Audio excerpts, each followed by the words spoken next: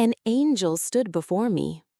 A pale-skinned boy with slightly unruly, light chestnut hair and eyes the color of the setting sun. He had a healthy, ruddy complexion. So this is what I look like.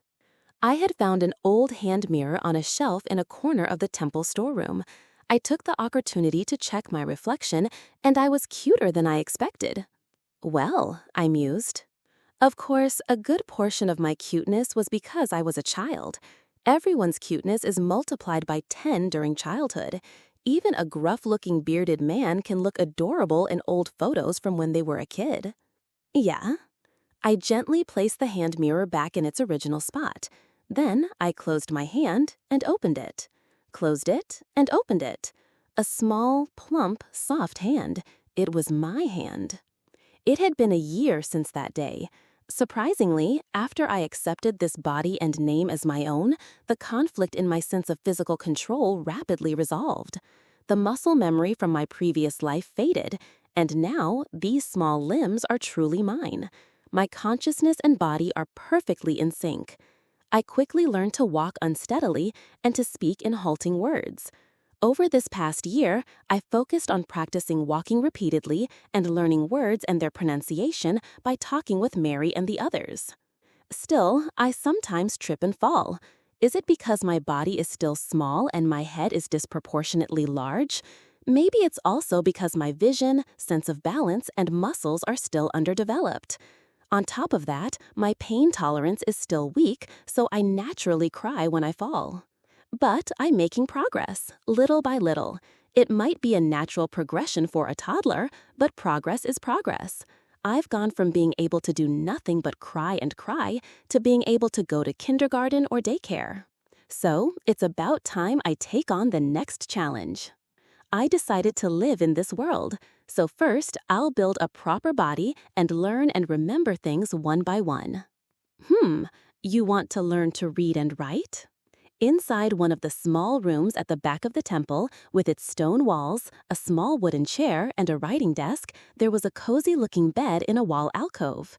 In front of me sat a bad-tempered, cantankerous old man with an aquiline nose, stroking his chin with his arms crossed. His loose robe was translucent, a ghostly, ethereal form with no substance. What do you call that? A spirit. In other words, a ghost. Yes, please, Gus. His name was Gus, or rather Augustus, but Mary and the others all called him by his shorter name because it was so long. I was asking him to teach me to read and write. To be honest, I had many questions I wanted to ask him, more than anything else. Questions about this world and the memories of my previous life. But if a young child asks with a limited vocabulary, they'll inevitably get a simple answer in return. Let me give you an example. If a toddler asks, "Why does the sun shine?" will any adult start talking about astronomy, physics, and the theory of nuclear fusion? Most adults would probably answer with something like, "The sun is working hard to give everyone warm light." In fact, I asked him a few questions about the world before, and he just brushed me off in a similar way. So I knew it was too early for those kinds of questions. I have to wait until I've acquired a certain amount of knowledge, so he recognizes me as someone he can have a proper conversation with. Reading and writing. I don't intend to do things that won't make me any money. Besides, you're still too young. But I'm curious. You're still too young. He waved his hand at me as if to shoo me away.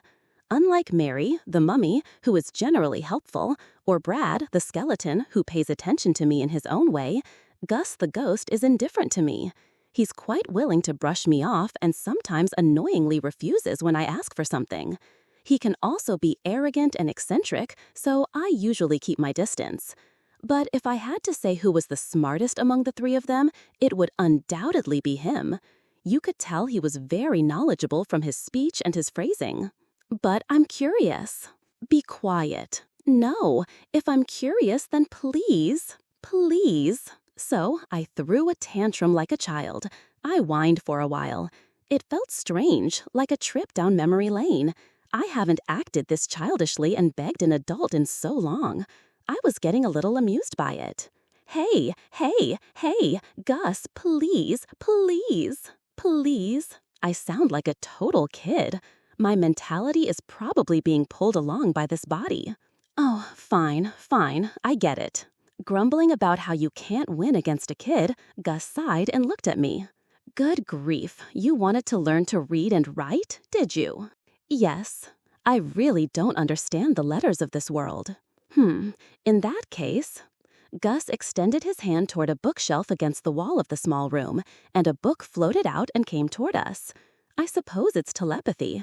Since ghosts exist, it's not surprising that this would happen.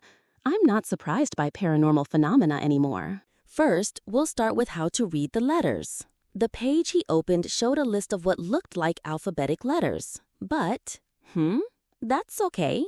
Okay, what's okay? I can already read that. I've already figured that part out.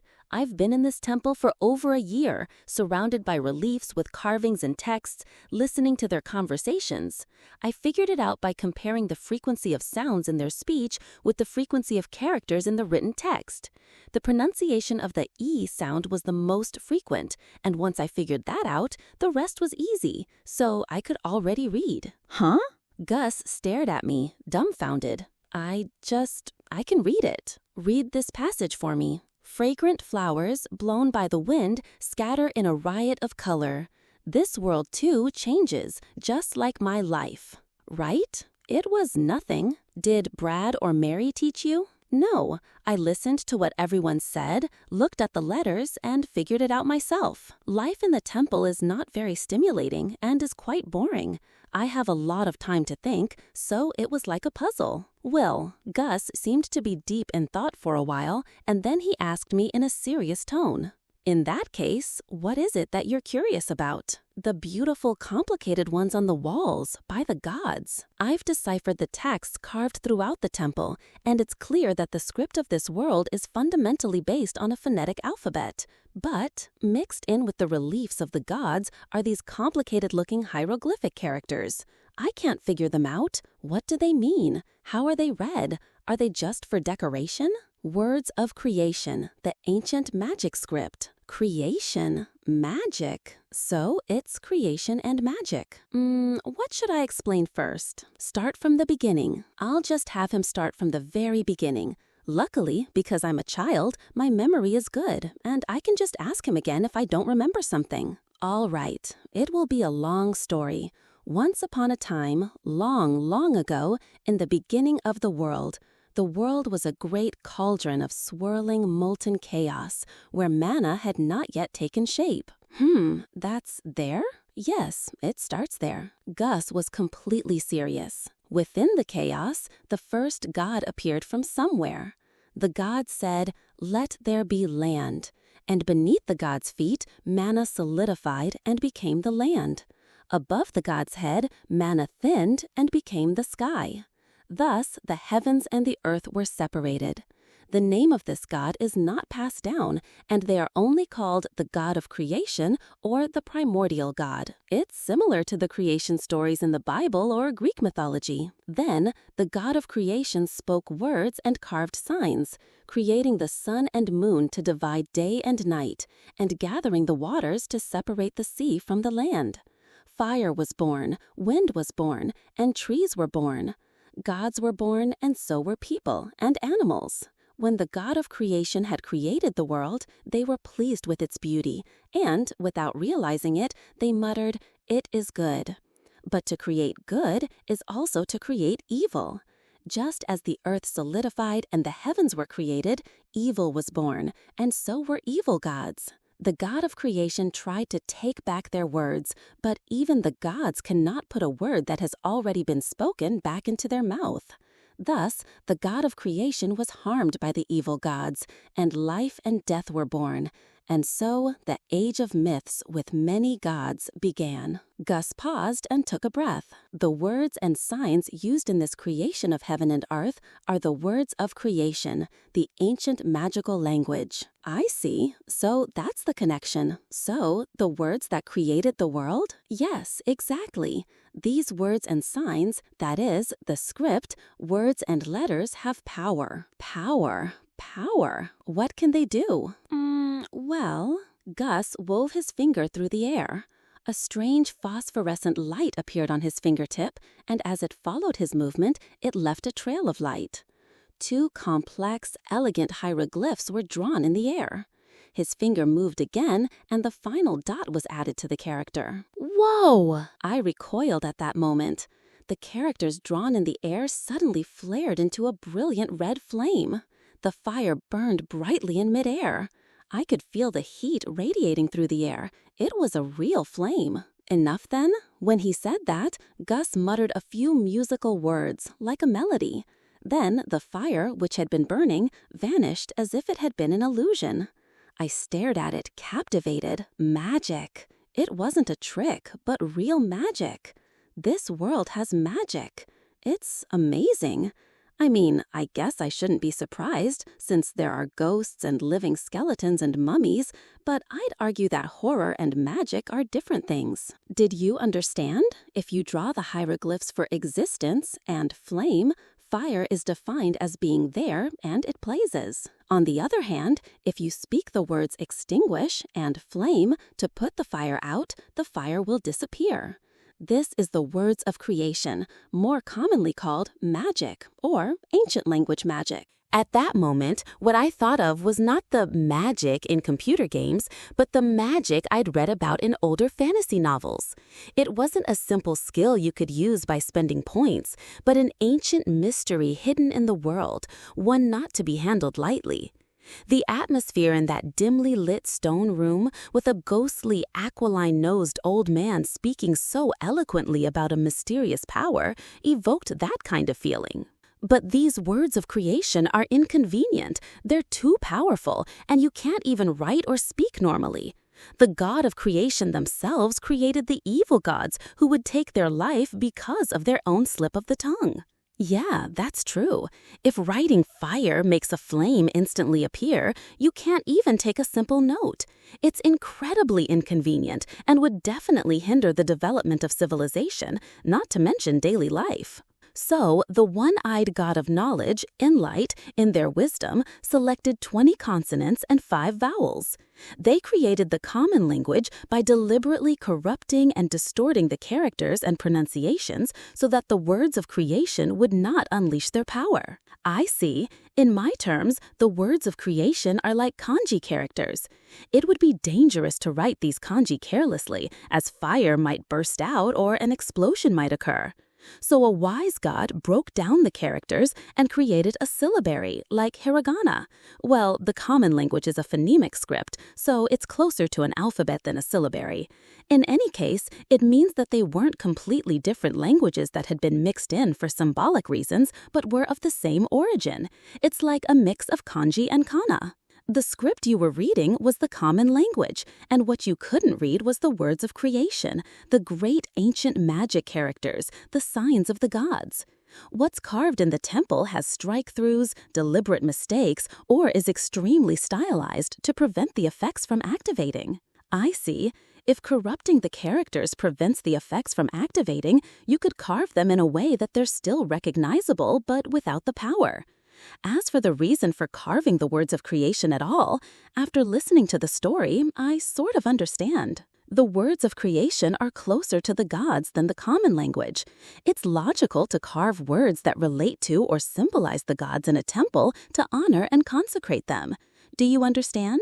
Yes, I do. I nodded. It all made perfect sense. So, Will, do you know why words have so much power in the first place? Gus asked with a sly smile. In this case, what Gus is probably getting at is, because words are what we use to define and categorize our perceptions of things? I remember reading something about this somewhere. It's a concept that was discussed in my old world in fields dealing with perception, representation, and ideas. For example, when we see a 4-legged wooden stool with a round seat, no matter what color it is or what kind of wood it's made of, we still think of it as a chair, even though no two are exactly the same. We group them into the category of chair. We don't perceive it as 4 sticks and 1 round board, and we don't think of it as a desk, even if it has 4 legs and a board. And when we see someone sitting on a stool, we don't see it as a combination of wood and a human, but as a chair and a person. Of course, if we try to see it differently, we could see it as 4 sticks and 1 round board, or as a collection of many wood fibers. We can also distinguish between 2 chairs in the same category, like this chair and that chair. But in any case, we attach labels, words, to the chaotic, ambiguous world and categorize it, making it easier to perceive. We can't live without it. Just like the creation myth he told me, words have the power to divide the world from ambiguous chaos. It was a long train of thought, but in short, what should I tell Gus? Well, no 2 chairs are the same, but we all think they're chairs. Chairs are made of wood, but they're different from a desk made of the same wood. But what's the difference between a desk and a chair? When I was little, I could use a chair as a desk, but a chair isn't a desk and a desk isn't a chair. The reason why is because words categorize them that way. So words have that power to categorize the world. Is that it? It's an ambiguous question, so there's a possibility he was asking about something else, but I think this is probably the answer. I was thinking a lot more in my head, but I still don't have enough vocabulary to put it into words. Just as I was thinking that, Gus's eyes widened and his mouth hung open as if he were completely taken aback.